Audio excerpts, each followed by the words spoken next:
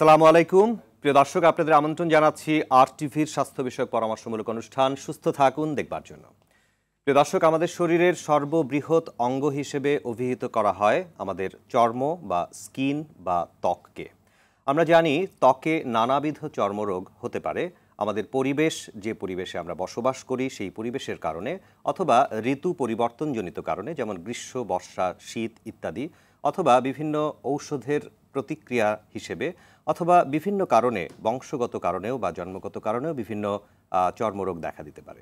মূলত আজকের অনুষ্ঠানে আমরা আলোচনা করতে চাই গ্রীষ্মকালীন, এবং যেহেতু এখন বৃষ্টিপাত হচ্ছে এবং বর্ষাকালীন যে সকল চর্মরোগ হতে পারে তার প্রতিকার বা চিকিৎসা, এই বিষয়গুলো নিয়ে। দর্শক, আমাদের এই অনুষ্ঠানটি যদি পরবর্তীতে আপনারা দেখতে বা শুনতে চান, সেক্ষেত্রে সার্চ করতে পারবেন ইউটিউবে youtube.com/RTV লাইফস্টাইল এই ঠিকানায়। আজকের আমাদের এই আলোচনায় আলোচক হিসেবে উপস্থিত রয়েছেন চর্ম ও যৌনরোগ বিশেষজ্ঞ অধ্যাপক ডাক্তার আনজিরুন নাহার আসমা, বিভাগীয় প্রধান, চর্ম ও যৌনরোগ বিভাগ, পপুলার মেডিকেল কলেজ হাসপাতাল। আপনাকে স্বাগত জানাচ্ছি আমাদের আজকের অনুষ্ঠানে। ধন্যবাদ আপনাকে। জি, আপনাকেও ধন্যবাদ। আমরা এভাবে শুরু করতে চাই যেহেতু বর্তমানে গ্রীষ্মকাল চলছে এবং আমরা দেখছি বৃষ্টিপাত হচ্ছে বিভিন্ন জায়গায়, অনেক সময় স্যাঁতস্যাঁতে আবহাওয়ার কারণেও বিভিন্ন রকম চর্মরোগ হতে পারে। এই সময়ে কি কি ধরনের চর্মরোগ বেশি হয় সেই বিষয়টি প্রথমে একটু শুনতে চাই। আপনাকে ধন্যবাদ। আমাদের দেশ আসলে বৈচিত্র্যময় ঋতুর দেশ। তো এই বৈচিত্র্যময়তার সাথে আমাদের অসুখ বিসুখেও অনেক ধরনের বৈচিত্র্য রয়েছে।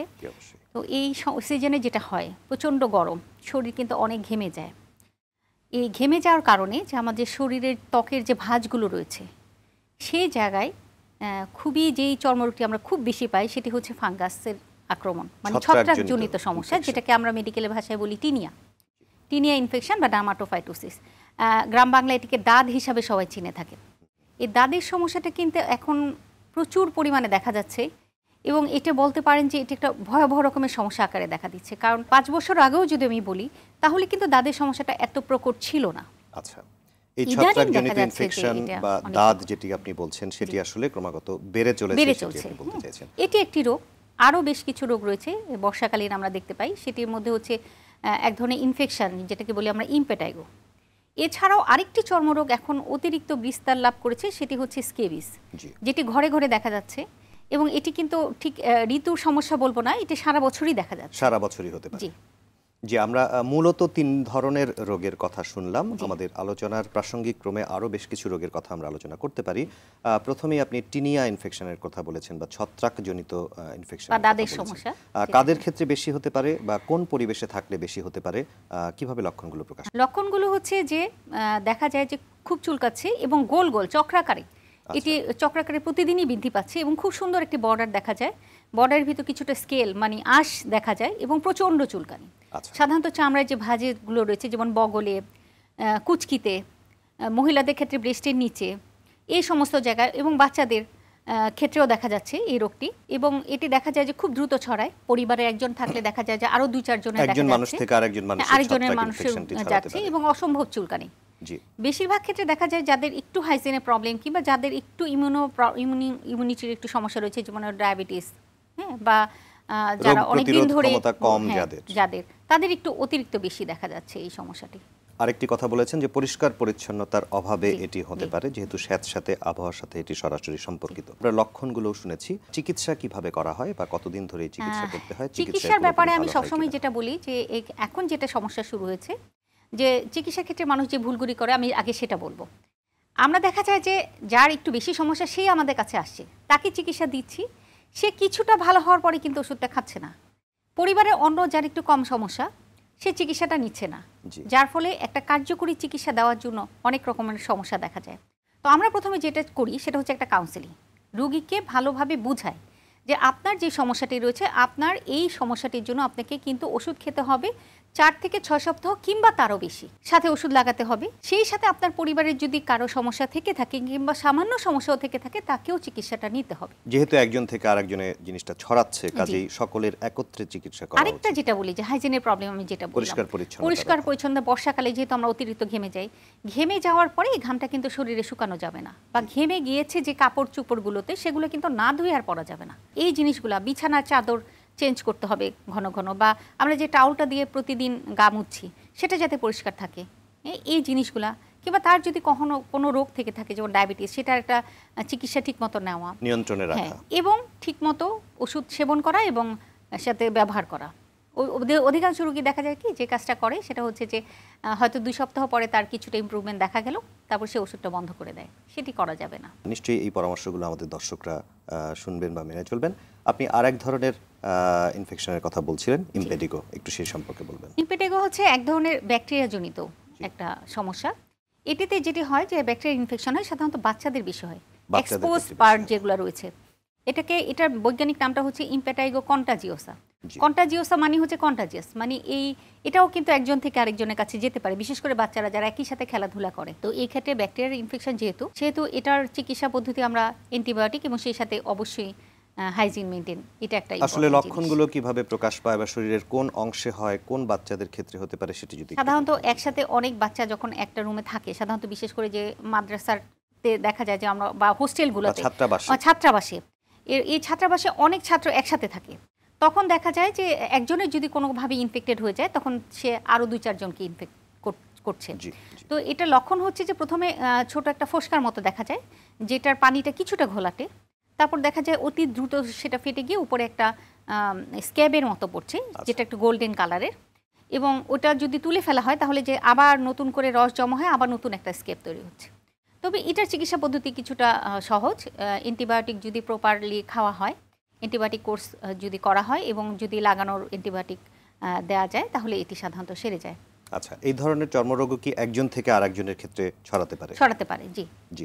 এবং সেই ক্ষেত্রেই আপনি যেটি বলছেন যে একত্রে যারা অনেকেই বসবাস করেন তাদের ক্ষেত্রে এটি একজনের, আমরা বলি যে ওভারক্রাউডেড এরিয়া যদি থাকে, অতিরিক্ত ঘনবসতিপূর্ণ এরিয়াতে যদি থাকে, বিশেষ করে বাচ্চারা, তাহলে দেখা যায় যে এই বাচ্চাদের ক্ষেত্রে এটি বেশি হতে দেখা যায় এবং অ্যান্টিবায়োটিক ঔষধ দিলে সেটি সেরে যাবে।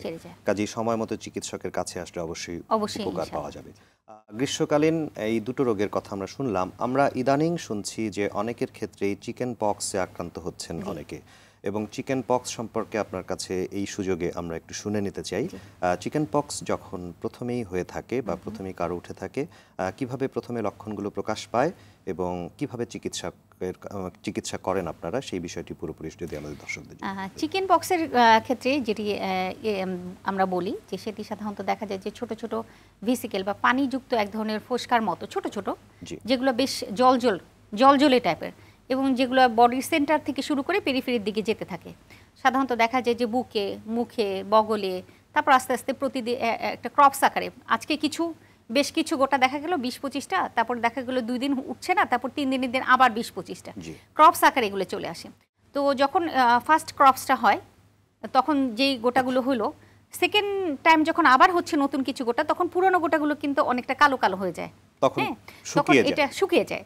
সেই জন্য এটাকে আমরা বলি পলিমরফাস লেশন, মানে একই শরীরে আপনি দেখছেন একটা নতুন গোটা, দেখছেন একটা পুরাতন গোটা, বা দেখছেন একটা অনেক পুরাতন গোটা, এই ধরনের মানে বিভিন্ন ধরনের গোটা একই সাথে একটা পর্যায়ে দেখা যায়। তো এটাও কিছুটা ছোঁয়াচে, এটা ভাইরাস দিয়ে হয়, আর এটাতে অনেক চুলকানি থাকে। তবে সমস্যাটা হয় যখন এটা আবার ইনফেকশন হয়ে যায়, তখন আমরা যদি একটু এভাবে শুনতে চাই যে একজন মানুষ বাসায় যখন তিনি চিকেন পক্সে আক্রান্ত হচ্ছেন, তখন প্রাথমিক অবস্থায় তাকে কিভাবে চিকিৎসা করা উচিত এবং তিনি কখন ছড়ানো শুরু করবেন, তার বাড়ির অন্য মেম্বারদেরকে কখন তিনি চিকেন পক্স ছড়ানো শুরু করবেন? চিকেন পক্সের ব্যাপারে যেটা বলা হয় যে আমরা সাধারণত যদি তার বেশি সিভিয়ার ইনফেকশন থাকে, সেক্ষেত্রে আমরা অ্যান্টিভাইরাল ওষুধ আমরা দেওয়া হয়, যেহেতু এটা ভাইরাস জনিত।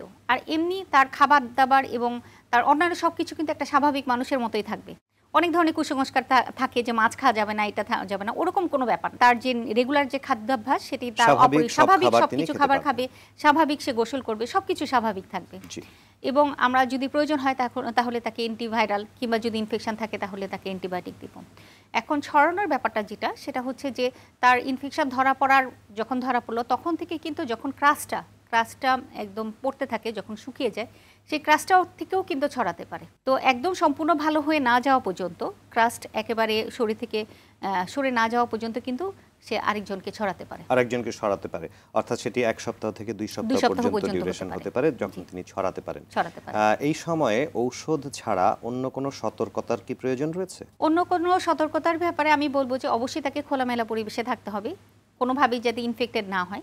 হ্যাঁ, অবশ্যই রেস্টে থাকবে এবং সাধারণত ইনফেকশনটা সাধারণত হয় যেহেতু এটাতে চুলকানি থাকে, অনেক বেশি ইচিংয়ের কারণে নখের যে ব্যাকটেরিয়াগুলো সেগুলো এটাতে মানে ইনফেকশন করে। সেই জন্য আমি বলবো যে অবশ্যই তাকে একটা অ্যান্টিহিস্টামিন খেতে হবে, অ্যান্টিহিস্টামিন জাতীয় ওষুধ খেতে হবে, চুলকানি কমানোর জন্য খেতে হবে। জি, এবং সেই সাথে আপনি প্রয়োজনীয় বিশ্রাম এবং সুষম খাদ্য অবশ্যই খেতে হবে। একজন ব্যক্তির যদি চিকেন পক্সে তিনি আক্রান্ত হন, তিনি কি দ্বিতীয়বার বা তৃতীয়বার আক্রান্ত হতে পারেন কিনা বা হন কিনা সাধারণত এই বিষয়ে? সাধারণত চিকেন পক্স একবার হলে সেটা লাইফ লং ইমিউনিটি দেয়, দ্বিতীয়বার চিকেন পক্স হয় না। কিন্তু এখানে একটা কথা রয়েছে, সেটা হচ্ছে যে এটি একটু ভাইরাস দিয়ে হয়, এই ভাইরাসটা কিন্তু ওই রোগীর বডিতে থেকে যায়। পরবর্তী লাইফের যে কোনো একটা সময় এই ভাইরাসটা কিন্তু আবার বডিতে একটা নার্ভ রুট দিয়ে বের হতে পারে। তখন যে ডিজিজটা হয় সেটাকে বলি আমরা হার্পেস জোস্টার। সেটা কিন্তু চিকেন পক্স আকারে অত ব্যাপক আকারে সারা শরীরে হয় না, কিন্তু একটা সাইডে, বডির একটা সাইডে প্রচণ্ড ব্যথা নিয়ে এটা হার্পেস জোস্টার আকারে পরবর্তী লাইফের যে কোনো সময় দ্বিতীয়বার প্রকাশ হতে পারে। তবে এটা হবেই এমন কোনো কথা নেই, উপযুক্ত পরিবেশ পেলেই হয়।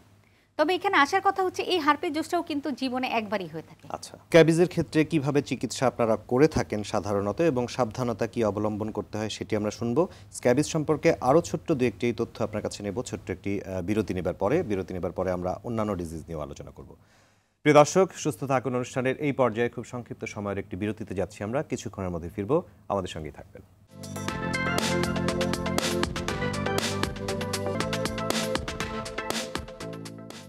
প্রিয় দর্শক, বিরতির পর আবারও আপনাদের স্বাগত জানাচ্ছি সুস্থ থাকুন অনুষ্ঠানের আজকের পর্বে। আমাদের আজকের আলোচনার বিষয় ঋতু পরিবর্তনজনিত চর্মরোগ। আমাদের সাথে আলোচনায় উপস্থিত রয়েছেন চর্ম ও যৌনরোগ বিশেষজ্ঞ অধ্যাপক ডাক্তার আনজিরুন নাহার আসমা, বিভাগীয় প্রধান, চর্ম ও যৌনরোগ বিভাগ, পপুলার মেডিকেল কলেজ হাসপাতাল। আমরা বিরতির পূর্বে ঋতু পরিবর্তনজনিত চর্মরোগ অর্থাৎ বিশেষ করে গ্রীষ্মকালে এবং বর্ষাকালে যে সকল রোগ হয় সেগুলি সম্পর্কে আপনার কাছে শুনছিলাম। স্ক্যাবিজ সম্পর্কে আমরা শুনেছিলাম আপনার কাছে। স্ক্যাবিজের ক্ষেত্রে আসলে ঔষধ ব্যবহারের যে নিয়মটি সেটি আমরা একটু বিশেষভাবে শুনতে চাই আপনার কাছে। এটা আসলে অতি জরুরি, ওষুধ ব্যবহারটা খুবই ইম্পর্টেন্ট স্ক্যাবিসের চিকিৎসার ক্ষেত্রে। তো স্ক্যাবিসে আমরা সাধারণত দেখা যায় যে কিছু ওষুধ দিয়ে থাকি ব্যবহারের জন্য। এই ব্যবহার বিধিটা খুবই গুরুত্বপূর্ণ। আমরা সাধারণত বলি যে একেবারে চিন টু টো, একেবারে চিন থেকে শুরু করে পা পর্যন্ত ওষুধ ব্যবহার করতে হবে।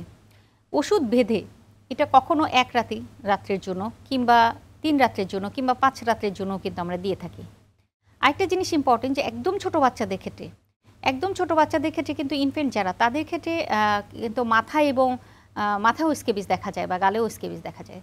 তো সেই ক্ষেত্রে ব্যবহার বৃদ্ধিটাও কিন্তু যেসব জায়গায় স্ক্যাবিজ দেখা যায় একদম মাথা থেকে শুরু করে পা পর্যন্ত, কিন্তু মুখে বা চোখের ভিতরে যাতে না যায় সেই জিনিসটা আমাদের খেয়াল রাখতে হবে এবং পরিবারের সবাই একত্রে ব্যবহার করতে হবে। সেই সাথে শুধু ওষুধ ব্যবহার করলেই চলবে না, যেহেতু এটি একটা পোকা দিয়ে হয়, তার যে ব্যবহারের জিনিসপত্র সেখানেও কিন্তু পোকাটা বাঁচতে পারে মানুষের শরীরের বাইরেও। হ্যাঁ, সেই জিনিসগুলো কিন্তু মানে গরম পানি দিয়ে ধুয়ে ইস্ত্রি করতে হবে। আচ্ছা, শুধু ধুলেই চলবে না, এটা খুবই ইম্পর্টেন্ট।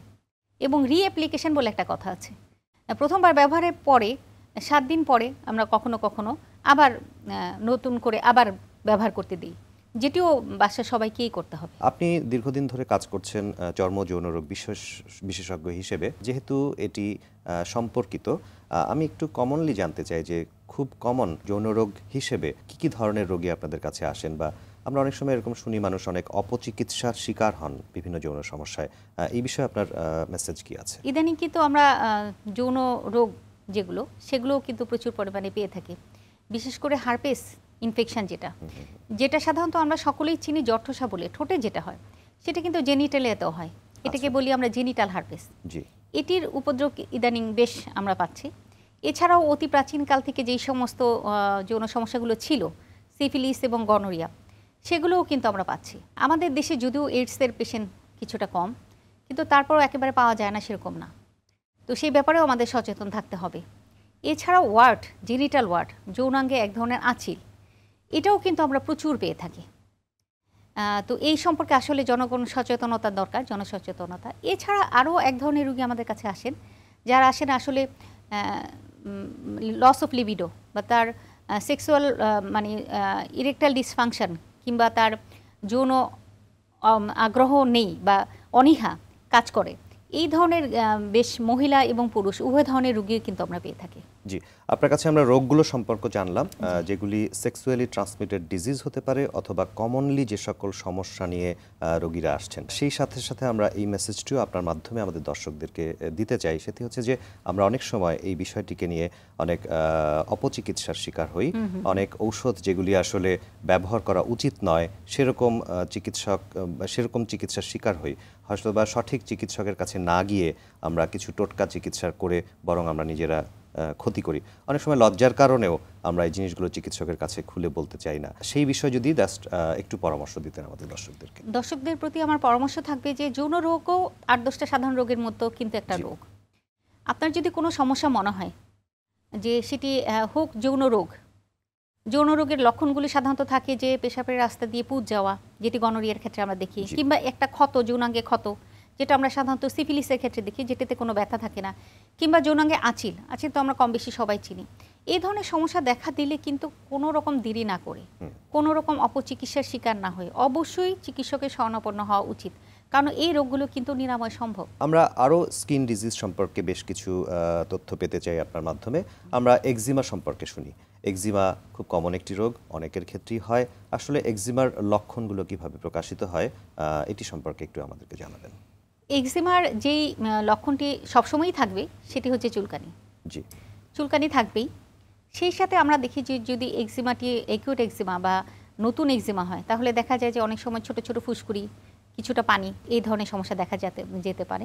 যদি পুরানো হয় তাহলে দেখা যায় যে চামড়া শক্ত হয়ে গেছে এবং সেই সাথে স্কেল এবং কালারটা ডিসকালার হয়ে গেছে, কালো হয়ে গেছে, কালো, এবং এটাকে বলি আমরা লাইকেনিফিকেশন, মানে চামড়াটা মোটা হয়ে কালো হয়ে গেছে, এবং সেই সাথে চুলকানি তো থাকবেই। এটি সাধারণত দেখা যায় যে আমাদের যে শরীরের যে হাতে দেখা যেতে পারে বা শরীরের বাহিরের দিকে যে চামড়াটা রয়েছে সেই জায়গাগুলোতে বেশি দেখা যায়। তো এই এক্সিমা কিন্তু অনেক ধরনের। বাচ্চাদের এক ধরনের এক্সিমা হয় যেটাকে বলি আমরা অ্যাটোপিক এক্সিমা, এটা বড়দেরও হতে পারে, তবে বাচ্চাদেরই বেশি হয়। এমনি বড়দের ক্ষেত্রে আমরা দেখি লাইকেন সিম্পলেক্স ক্রনিকা, যেটি অনেক দিন ধরে চুলকানোর ক্ষেত্রে চুলকাচ্ছে, বিশেষ করে পায়ে, হাতে, এসব জায়গায় দেখা যায় চামড়া মোটা হয়ে যাচ্ছে, বছরের পর বছর থাকছে, চুলকাচ্ছে, কিছুটা ভালো হচ্ছে, আবার খারাপ হচ্ছে। এক্সিমা সাধারণত শীতকালে বেশি বাড়ে, গরমকালে কম্পারেটিভলি ভালো থাকে, যেহেতু এটা স্কিন ড্রাইনেসের সাথে একটা সম্পর্ক আছে। শীতকালে এক্সিমাটাকে আমরা বেশি বাড়তে দেখি। আপনি যেহেতু বললেন ড্রাইনেসের বিষয়ে, সেই জন্য জানতে চাইছি, অনেকে ড্রাই স্কিনের কথা বলেন বা ড্রাইনেস অনেক বেশি সেই কথা বলেন। এই ক্ষেত্রে আপনারা আসলে কিভাবে পরামর্শ দিয়ে থাকেন সব সময়ের জন্য যাদের ড্রাই স্কিন নিয়ে তারা সমস্যায় ভুগছেন তাদের ক্ষেত্রে? ধন্যবাদ। ড্রাই স্কিন যদি কারো থাকে তাহলে এটি জানা উচিত যে কেন তার স্কিন ড্রাই। স্বাভাবিকভাবে তো থাকার কথা না। মেবি তার অ্যাটোপিক ব্যাকগ্রাউন্ড রয়েছে, মানে তার অ্যাটোপিক ব্যাকগ্রাউন্ড যদি থাকে বা অ্যাটোপি থাকে বা ফ্যামিলিতে এক্সিমার প্রবণতা থাকে তাহলে স্কিন ড্রাই হতে পারে, যেটি জন্মের থেকেই হবে। এছাড়াও অনেক ডিজিজে কিন্তু স্কিন ড্রাই হয়ে যায়, তার মধ্যে থাইরয়েড অন্যতম। আমাদের দেশে কিন্তু প্রচুর থাইরয়েডের রোগী আমরা পাই, হাইপোথাইরয়েডের রোগী রয়েছে, তাদের স্কিনও কিন্তু ড্রাই থাকে। এই কারণগুলো রয়েছে কিনা সেটা আগে দেখতে হবে। আর ড্রাইনেস যদি থাকে তাহলে আমরা যে পরামর্শটা দিই সেটা হচ্ছে যে সাবানের ব্যবহারটাকে কমিয়ে আনতে হবে। সপ্তাহে 2 দিনের বেশি সাবান ব্যবহার করবে না, অনেকক্ষণ সময় নিয়ে গোসল করবে না, অতিরিক্ত গরম পানি ব্যবহার করবে না, হ্যাঁ, খুব দ্রুত গোসল সেরে নিবে এবং অনেক বেশি শরীর ঘষাঘষি করবে না, এবং সেই সাথে গোসলের 3 মিনিটের মধ্যেই সম্ভব হলে একটা ভালো ময়শ্চারাইজার ব্যবহার করা। আরেকটি রোগের কথা আমরা খুব শুনে থাকি, সেটা হচ্ছে সোরিয়াসিস।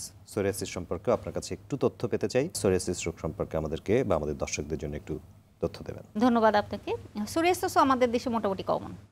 এই প্রবলেমটাই যেটা হয় যে এই ক্ষেত্রেও কিন্তু ড্রাই স্কিন একটা ভূমিকা রাখে। জি, এই সোরিয়াসিস রোগটি প্রথমে শুরু হয় ছোট্ট একটি গোটা দিয়ে, যেটা বেসটা কিছুটা লাল থাকে এবং সিলভার কালারের চামড়া, খোসার মতো চামড়া আমরা উঠতে দেখি, রসুনের খোসার মতো সিলভার কালারের চামড়া উঠতে থাকে। চুলকানি থাকতেও পারে, নাও থাকতে পারে। সাধারণত হাঁটুর উপরে কিংবা শরীরের বাহির দিকের অংশ, মাথার চামড়া, হাতের তালু, পায়ের তালু, এসব জায়গায় আমরা চামড়া উঠতে দেখি। এটাও কিন্তু দীর্ঘদিন ধরে থাকে, কখনো কিছুটা ভালো থাকে, কখনো কিছুটা খারাপ, বিশেষ করে যখন ড্রাই সিজন শীতকালে এটিকে বাড়তে দেখা যায়, আবার দেখা যায় গরমে কিছুটা বেটার থাকে। যদিও এটি নির্মূলযোগ্য না, কিন্তু নিরাময়যোগ্য।